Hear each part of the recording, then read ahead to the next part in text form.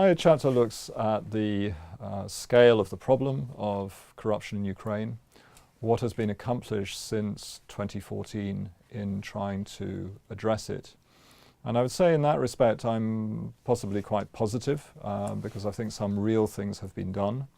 I'm not, I think, in the least naive about the scale of the problem and the further measures that need to be taken without serious judicial reform in Ukraine, and we've only seen a very small start to that process. This is the Achilles heel of any anti-corruption effort anywhere.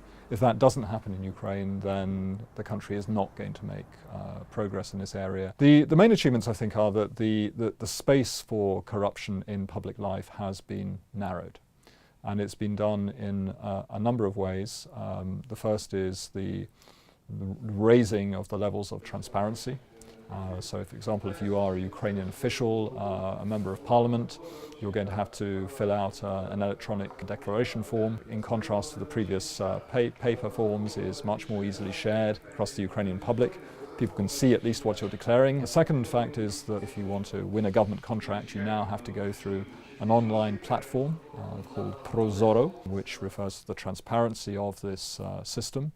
And what we hear from business is that this is in fact working very well. The third factor I refer to is the removal of purchases of Russian gas. In the past, Ukraine used to buy large volumes of Russian gas, and it was probably the biggest source of corruption in the Ukrainian economy. A lot of people were feeding off that in the political class. The problems still remain around the fact that state-owned enterprises are not transparent. They still bleed vast amounts of cash, with the exception of the national oil and gas company Naftogaz, which has been, I think, quite effectively cleaned up in many respects.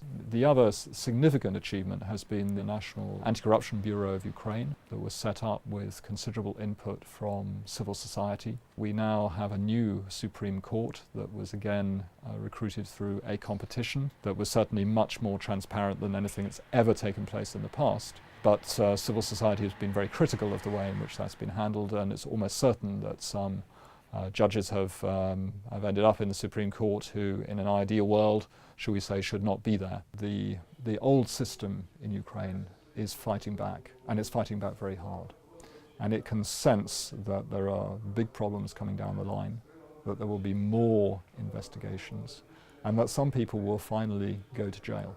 And because of the problems we have in the judicial system, no senior official, even from the Yanukovych days, has been convicted.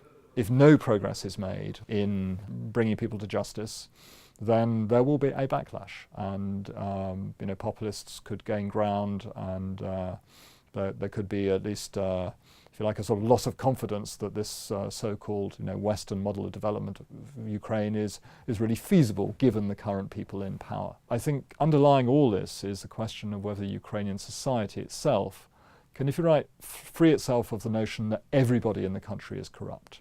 Because you do have to, under the current system, if you have to go to hospital, you end up having to make thank you payments to doctors, to nurses. There is just this system that goes back to Soviet days that's become extreme in recent times, where most Ukrainians feel everybody in the country is corrupt because Ukraine is so corrupt. And without that belief in society that something can change, it will be difficult to keep up the momentum. Because if Ukraine doesn't start to clean up its system of governance, then how is it over the longer term going to stand properly on its own 2 feet? How is it going to defend itself?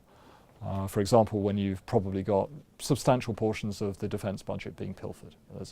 The defence budget is very non-transparent, and big concerns about that. I think provided the Western partners remain there, provided the reformist forces are energised, and provided society keeps up the pressure and the belief that things can change, then Ukraine could demonstrate very, very significant results. But this will be over a long, long period.